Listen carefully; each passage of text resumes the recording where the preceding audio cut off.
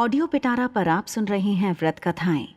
कथा का नाम है साईं बाबा व्रत कथा। एक शहर में कोकिला नाम की स्त्री और उसके पति महेश भाई रहते थे। दोनों का वैवाहिक जीवन सुखमय था। दोनों में आपस में स्नेह और प्रेम था। पर महेश भाई की कभी कभार झगड़ा करने की आदत थी।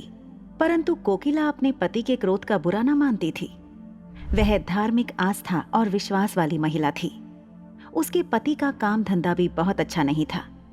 इस कारण वह अपना अधिकतर समय अपने घर पर ही व्यतीत करता था। समय के साथ काम में और कमी होने पर उसके स्वभाव में और अधिक चिड़चिड़ापन रहने लगा। एक दिन दोपहर के समय कोकिला के दरवाजे पर एक वृद्ध महाराज आए। उनके चेहरे पर गजब का तेज था। वृद्ध महाराज के भिक्षा मांगने पर उसे दाल चावल दिए और दोनों हाथों से उस वृद्ध बाबा को नमस्कार किया। बाबा के आशीर्वाद देने पर कोकिला के मन का दुख उसकी आंखों से छलकने लगा।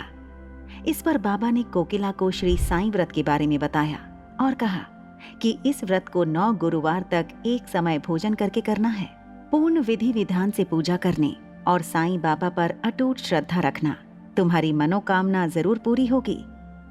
महाराज के बताए अनुसार कोकिला ने व्रत गुरुवार के दिन साईं बाबा का व्रत किया और 9वें गुरुवार को गरीबों को भोजन भी दिया। साथ ही साईं पुस्तकें भेंट स्वरूप दी। ऐसा करने से उसके घर के झगड़े दूर हो गए और उसके घर की सुख शांति में वृद्धि हुई। इसके बाद दोनों का जीवन सुखमय हो गया।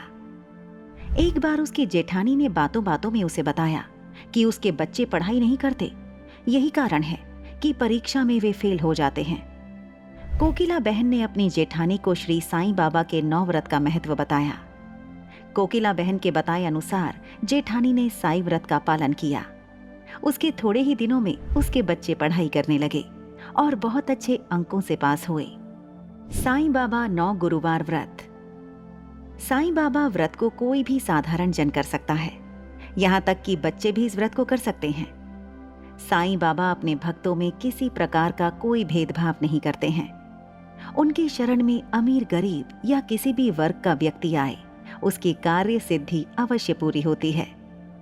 साईं बाबा व्रत एक बार शुरू करने के बाद नियमित रूप से 9 गुरुवार तक किया जाता है। इस व्रत को कोई भी व्यक्ति साईं बाबा का नाम लेकर शुरू कर सकता है। व्रत करने के लिए प्रातः स्नान करने के बाद साईं बाबा की फोटो की पूजा की जाती है। साईं बाबा की फोटो लगाने के लिए सबसे पहले पीले रंग का वस्त्र बिछाया जाता है। इस पर साईं बाबा की प्रतिमा या फोटो लगाई जाती है। इसे स्वच्छ पानी से पोंछकर इस पर चंदन का तिलक लगाया जाता है। साईं बाबा की फोटो पर पीले फूलों का हार चढ़ाना चाहिए। अगरबत्ती और दीपक जलाकर साईं व्रत की कथा पढ़नी चाहिए और साईं बाबा का स्मरण करना चाहिए। इसके बाद बेसन के लड्डुओं का प्रसाद बांटा जाता है। इस व्रत को फलाहार ग्रहण करके किया जा सकता है। इस व्रत में कुछ ना कुछ खाना जरूरी है। भूखे रहकर इस व्रत को नहीं किया जाता है। इस प्रकार व्रत करने के बाद 9 गुरुवार तक साईं बाबा के मंदिर जाकर दर्शन करना भी शुभ रहता है। घर के निकट साईं बाबा मंदिर न होने पर घर में भी साईं फोटो की पूरी श्रद्धा से पूजा करनी चाहिए। किसी भी स्थान पर हो, व्रत की संख्या 9 होने से पूर्व इसे मध्य में नहीं छोड़ना चाहिए। साईं बाबा व्रत उद्यापन। शिरडी के साईं बाबा के व्रत की संख्या 9 हो जाने पर अंतिम व्रत के दिन 5 गरीब व्यक्तियों को भोजन और सामर्थ्य अनुसार दान देना चाहिए। इसके साथ ही साईं बाबा की कृपा का प्रचार करने के लिए 7, 11, 21 साईं पुस्तकें अपने आसपास के लोगों में बांटनी चाहिए। इस प्रकार इस व्रत को समाप्त किया जाता है। शिरडी साईं बाबा चमत्कार।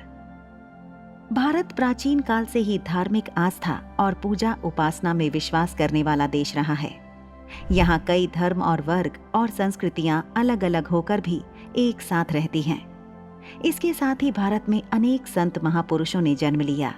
कई संतों के द्वारा किए गए चमत्कार आज भी चर्चा का विषय रहे हैं। शिरडी के साईं बाबा के चमत्कार की अनेक कथाएं प्रचलित हैं। शिरडी के साईं बाबा पर देश के करोड़ों लोगों की अगाध श्रद्धा है।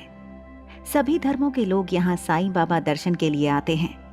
यही कारण है कि साईं बाबा संस्थान की प्रसिद्धि भी इसके साथ ही बढ़ती जा रही है।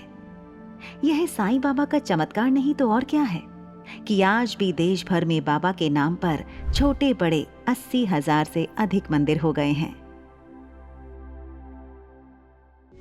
ऐसी ही इंटरेस्टिंग किताबें कुछ बेहतरीन आवाजों में सुनिए सिर्फ ऑडियो पिटारा पर। ऑडियो पिटारा सुनना जरूरी है।